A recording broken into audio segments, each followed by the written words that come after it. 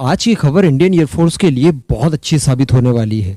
Actually जब भी हम लोग चाइना को काउंटर करने की बात करते हैं तो हमेशा हमारे मन में सबसे पहला नाम आता है रफाल का, और कुल मिलाकर हमारे पास है 36 रफाल। इनसे आप चाइना की इतनी बड़ी एयरफोर्स का मुकाबला नहीं कर सकते। लेकिन आप लोगों ने नोटिस किया होगा कि हम लोग कभी भी Su-30 के बारे में बात नहीं करते, कभी ये नहीं कहते कि चाइना के अगेंस्ट हमें ये भी काम दे सकते हैं। उसका कारण ये है कि इनके ऊपर शायद हमें रफाल जितना विश्वास नहीं है, और होना चाहिए भी नहीं। रफाल की तुलना में Su-30 उतने ज़्यादा कारगर साबित नहीं हो सकते।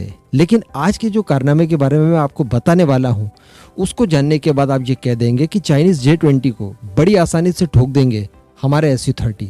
वो कैसे, सुनिए दोस्तों। आज से 4 से 5 महीने पहले बाल्टिक ओशन के ऊपर से रशिया का एक ट्रांसपोर्ट विमान जा रहा था। ऐसी परिस्थिति में दोस्तों इटली का एक पायलट अपना F-35 इस ट्रांसपोर्ट एयरक्राफ्ट के एकदम नजदीक लेकर गया। उसके बाद दोस्तों हुआ ये कि ट्रांसपोर्ट एयरक्राफ्ट का जो पायलट था वो कुछ हद तक घबरा गया।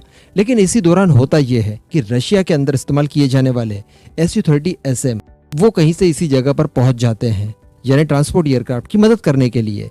उसके बाद दोस्तों होता यह है कि रशिया के Su-30 SM ने बड़ी आसानी से अमेरिका द्वारा बनाए गए स्टेल्थ 5th जनरेशन के फाइटर एयरक्राफ्ट यानी F-35A को बड़ी आसानी से ट्रैक कर लिया। और न केवल ट्रैक किया, बल्कि हुआ ये कि बहुत जबरदस्त मैनूवर्स करते हुए रशियन पायलट्स ने उस इटली के पायलट को चैलेंज भी किया कि चलिए आइए हमारे साथ डॉग फाइट कीजिए। ये वीडियो दोस्तों बहुत ज्यादा वायरल हुआ था, और इसके ऊपर किसी भी तरह का कोई क्लेरिफिकेशन अमेरिका की तरफ से नहीं आया था। लेकिन सभी को पता था कि ये संभव है, ऐसा एक्चुअली हुआ है।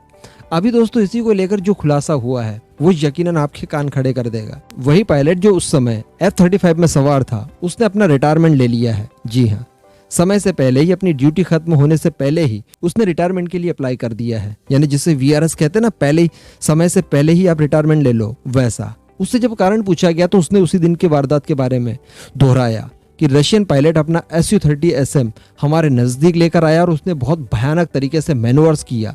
इस वजह से वो पायलट जो F-35 उड़ा रहा था, जो इटली का था, वो काफी डर गया। उसने खुद ने इस बात को बयां किया कि मेरा डर मेरे पैरों की उंगलियों और हाथों की उंगलियों तक पहुंच चुका था, यानी हाथ पैर भी उसके कांपने लगे थे इस दौरान। उसने कहा कि Su-30 का पायलट मुझे चैलेंज कर रहा था कि आइए मेरे साथ डॉग फाइट कीजिए। मैं बहुत घबरा गया था। उस समय ये पायलट लिटरली रो दिया था और उसकी आंखों से आंसू तक आ चुके थे। इस परिस्थिति से उभरने के लिए इसने अपनी टेक्निकल सपोर्ट टीम को भी कॉल किया, वहां से उनसे संपर्क साधा, जिन्होंने इससे साइकोलॉजिकल तौर पर इन्हें थोड़ा सा सहारा दिया, और फाइनली ये हादसा टल गया। यानी किसी तरह की कोई डॉग फाइट नहीं हुई और F-35 वापस इन्होंने लैंड करवा दिया। लेकिन अब इन्होंने इसी वारदात के बाद रिजाइन दे दिया है। ये समझ गए कि ऐसी परिस्थिति दोबारा भी आ सकती है और कहीं कोई खतरा हो सकता है इन्हें।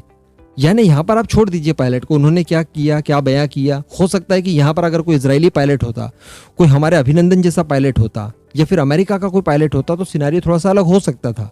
बात ये नहीं है। बात ये है कि F-35 को, जो कि एक स्टेल्थ फाइटर जेट है, उसे हमारे Su-30 SM ने टक्कर दे दी, तो ये बहुत बड़ी बात है।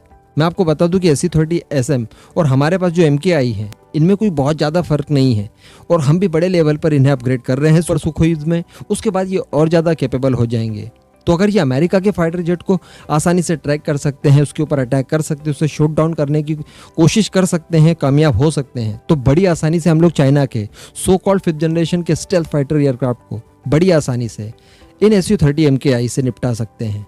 ये बहुत अच्छी खबर है भारत के पॉइंट ऑफ व्यू से भी, क्योंकि Su-30 MKI भारत के पास बड़ी मात्रा में है, 272 की संख्या में है। कुछ एडिशनल और हम लोग प्रोक्योर करने वाले हैं। तो ऐसी परिस्थिति में हमारी पूरी की पूरी फ्लीट बड़ी कारगर साबित होगी, चाइना हो या फिर पाकिस्तान। खैर, पाकिस्तान का तो नाम ही नहीं लेना चाहिए, उसके पास है क्या। लेकिन चाइना के खिलाफ भी ये उसके स्टेल्थ फाइटर जेट को बड़ी आसानी से काउंटर कर पाएंगे। तो कहीं ना कहीं हमारी केवल और केवल जो निर्भरता थी रफाल के ऊपर, वो शिफ्ट हो जाएगी ऐसी परिस्थिति में। तो इस पूरे मुद्दे पर आपका जो भी मानना हो, नीचे कमेंट करके जरूर बताइएगा।